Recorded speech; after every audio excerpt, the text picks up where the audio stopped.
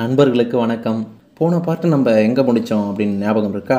நம்ம ராஜராஜரை நம்ம ராஜேந்திர சோழர் காலில் விழுந்து வணங்கிட்டு நம்ம பஞ்சவன்மாதேவி காலிலையும் விழுந்து வணங்கினார். சோழ தேசத்தின் வருங்கால அரசரான ராஜேந்திர சோழர். எனக்கு ரொம்ப பிடிச்ச எபிசோடே போன எபிசோடு தாங்க. பார்க்கலன்னா மறக்காமல் பாருங்கள். சரி, இதுக்கடுத்து என்ன நடக்குது அப்படின்றத இந்த பாட்டில் பார்ப்போம். ராஜேந்திரா, உன் தந்தையோடு பேசுவதற்கு அரண்மனையில் தனியாக ஒரு இடம் நான் ஏற்பாடு செய்திருக்கிறேன். உணவறிந்து முடித்த பின்பு உன் தந்தையும் நீயும் மட்டுமே அந்த அரண்மனை கூடத்தில் இருப்பீர்கள். உங்களுக்கு என்ன பிணக்கு என்றாலும் அதை தயவு செய்து பேசி தீர்த்து கொள்ளுங்கள். உன் அப்பாவின் மீது என்ன குறைபாடு கண்டாலும் அந்த குறையை மனம் திறந்து மன்னரிடம் பேசு.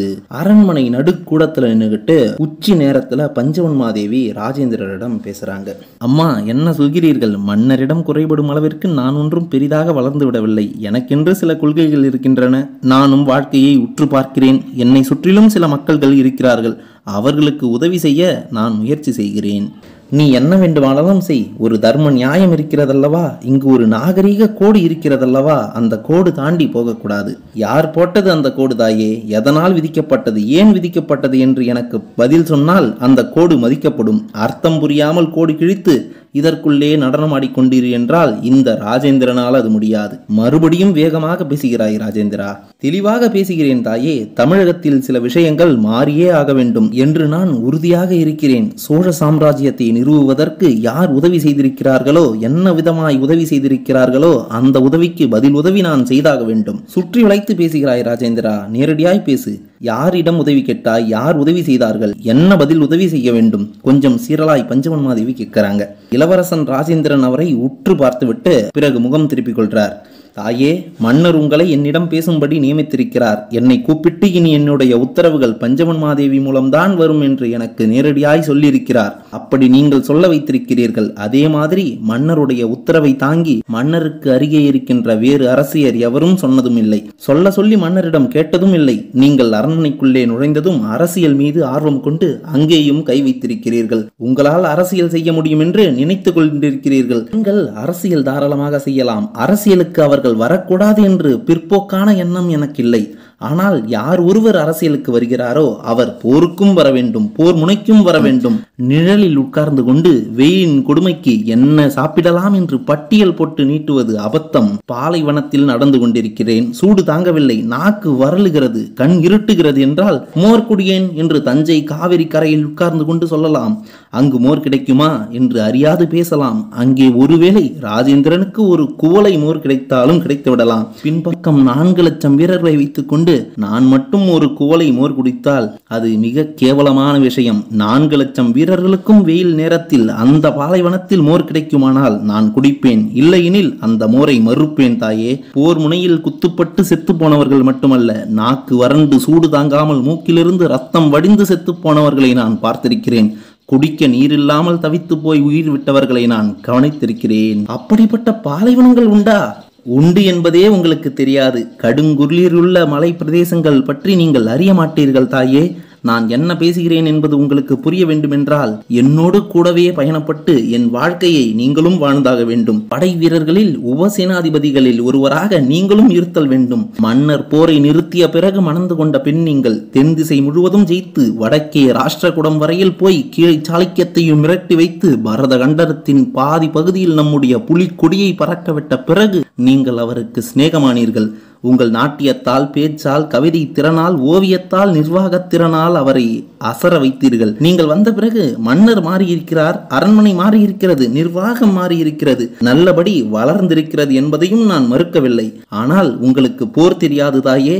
வயிற்றில் கத்தி இறங்கி முதுகு பக்கம் எட்டி பார்த்தால் எப்படி வலிக்கும் என்று உங்களுக்கு தெரியாது. புஜத்தில் அம்பு பாய்ந்து மறுபக்கம் எட்டி பார்க்கும் போது குத்தப்பட்ட உடனேயே பிடுங்கி வெளியே எறியும் போது எப்படி வலிக்கும் என்பது உங்களுக்கு தெரியாது. ரசத்தை தயாரித்து கொடுத்தவர்கள் கருதட்டான்குடி கம்மாளர்கள். பிறகு எதுவும் செய்ய வேண்டாம் என்று எப்படி சொல்கிறீர்கள் தாயே? எனக்கு புரியவில்லை. உதவி செய்யக்கூடாது என்று யார் தடுத்தது? ஒரு வரைமுறைக்குள் வைத்துக்கொள் என்று தானே சொல்கிறோம். உதவி செய்வது என்பது நான் விரும்பி செய்வது மட்டுமல்ல, அவர்கள் என்ன விரும்புகிறார்களோ அதை செய்வதும் என்னுடைய கடமை. நாம் உதவி செய்வது மற்றவருக்கு கெடுதலாகிவிடக்கூடாது ராஜேந்திரா. இங்கே பாருங்கள் தாயே, எல்லா விஷயத்தையும் தடைபட்டு கொண்டிருந்தால் எதுவுமே செய்ய முடியாது. மானிற்கு பசிக்கிறதென்றால் புல் தின்றுதான் ஆக வேண்டும். புலிக்கு பசிக்கிறதென்றால் மானை அடித்துத்தான் ஆக வேண்டும். வேடனுக்கு பசிக்கிறதென்றால் புலியை கொன்றுதான் ஆக வேண்டும். இது சுழற்சி. ஒரு இடத்தில் நன்மையும் இன்னொரு இடத்தில் தீமையும் சம நேரத்தில் ஏற்படும். நீங்கள் அந்தணர்களை கண்டு அதிகம் பயப்படுகிறீர்கள். நான் கம்மாளர்களுக்கு உதவி செய்வேன் என்று வாக்கு கொடுத்து விட்டேன். எனக்கு அந்தணர்களை பற்றி அக்கறை இல்லை. போர் முனைக்கு வராமல் இங்கு உட்கார்ந்து கொண்டு வேதம் சொல்கிறேன், மந்திரம் சொல்கிறேன், நீ வெற்றி பெறுவதற்கு பூஜை செய்கிறேன் என்கின்ற பேச்சில் எனக்கு நம்பிக்கை இல்லை. எனக்கும் கடவுளுக்கும் இடையே வேறு எவரும் வரலாகாது தாயே, வரவும் விடமாட்டேன். காலாகாலமாக இருந்த ஒரு கட்டுக்கோப்பை நீ உடைக்க பார்க்கிறாயே. ஆஹா, எனது தந்தையார் மாமன்னர் உடையார் ஸ்ரீ ராஜராஜ தேவர் இந்த கட்டுக்கோப்பை எட்டி உதைத்து சுக்குநூறாக்கவில்லையா? அந்தணர்களை எவரும் தண்டிக்கலாகாது என்று மனு தர்ம சாஸ்திரம் சொல்லுகிறதே, அதை மீறி 246 அந்தணர்களை நாடு கடத்தினாரே, அது எனக்கு மறந்து விட்டதா? என் பெரிய தந்தை ஆதித்ய கரிகாலனை கொன்றதற்காக அவர்களுடைய நிலம், நீச்சி, வீடு எல்லாம் பிடுங்கி கொண்டு துரத்தி அனுப்பினாரே, மறந்து விட்டதா? அது இருக்கட்டும் ராஜேந்திரா, கம்மாளர்களுக்கு பூணூல் போட உத்தரவு கொடுத்திருக்கிறாயாமே? இல்லை தாயே, வாக்கு கொடுத்திருக்கிறேன். என்னுடைய ஆட்சி காலத்தில் நிச்சயம் கம்மாளர்களை உயர்த்துவேன் என்று வாக்கு கொடுத்திருக்கிறேன். எப்படி உயர்த்த முடியும்? அந்தணர்களை விட அதிகம் தகுதி எப்படி தர முடியும்? அது என்னுடைய விருப்பம். இந்த தேசத்திற்கு அந்தணர்கள் அவசியம் என்று நான் நினைக்கவில்லை. முட்டாள்தனமாக பேசுகிறாய் ராஜேந்திரா. நல்ல மழை பொழியவும் அரசன் நன்கு ஆட்சி செய்யவும் அந்தணர்களுடைய உதவி அவசியம் என்பதை மறந்துவிட்டு பேசுகிறாய். தாயே, எனக்கு நம்பிக்கை இல்லாத விஷயத்தை என் மீது திணிக்காதீர்கள். அந்தணர்களுடைய பூஜையோ யாகமோ மந்திர உபசனையோ எனக்கு தேவையில்லை. அவர்களில் எவரேனும் கிருஷ்ணராமனான பிரம்மராயரை போல் வாளெடுத்து படையெடுப்புக்கு வந்தால் முழு மனதோடு வரவேற்கிறேன். வேலெடுத்து எனக்கு துணையாக வந்தால் எங்கு வேண்டுமானாலும் கூட்டி போய் உயர் பதவிகள் கொடுக்கிறேன். மாறாய் காவிரி கரையில் உட்கார்ந்து கொண்டு உழவர்கள் உழுது தர, கம்மாளர்கள் ஏற்கருவி செய்ய, யாதவர்கள் மாடு மேய்க்க, இவர்கள் நெய்யும் பாலும் நெற்சோறும் தின்று கொண்டு உடம்பு வளர்ப்பதை என்னால் பொறுத்து கொள்ள முடியாது.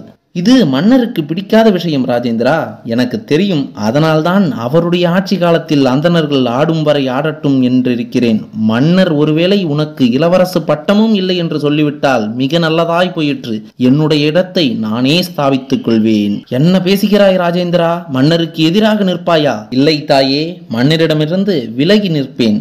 எப்படி உன் தந்தையை விட்டு விலக முடியும்? ஏன் விலக முடியாது? அவர் விலகவில்லையா? நான் இந்த தேசத்திற்கு இளவரசன். எனக்கு இவர் கோவில் கட்டுவதை பற்றி ஏதேனும் சொல்லி இருக்கிறாரா?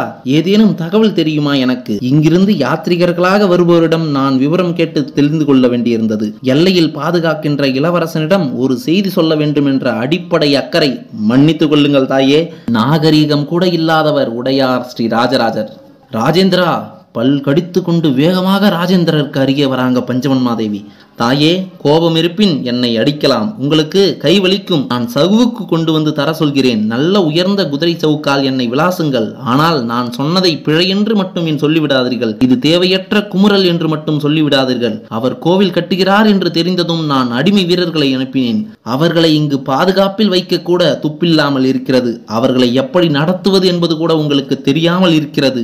அவர்கள் உண்டார்களா உறங்கினார்களா என்று கேள்வி கூட இங்கு இல்லாமல் இருக்கிறது. உங்களுடைய பார்வைக்கு பயந்து, உங்களுடைய பேச்சுக்கு பயந்து தேவரடியார்களுக்கு உடனடியாக வீடு கட்டி கொடுத்து விட்டார்கள். வீரர்கள் முக்கியமில்லை, தேவரடியார்கள் தான் முக்கியம் என்பதாய் ஒரு எண்ணம் அனைவருக்கும் வந்திருக்கிறது. தாயே, மறுபடி சொல்லிக் கொள்கிறேன், இளவரசு பட்டம் எனக்கு மாமன்னர் ராஜராஜர் கொடுத்தது. இனிமேல் நீ சோழ தேசத்தின் இளவரசன் இல்லை என்று அவர் சொன்ன மறுகணம் நான் திருவொற்றியூருக்கு அரசனாக்கி விடுவேன்.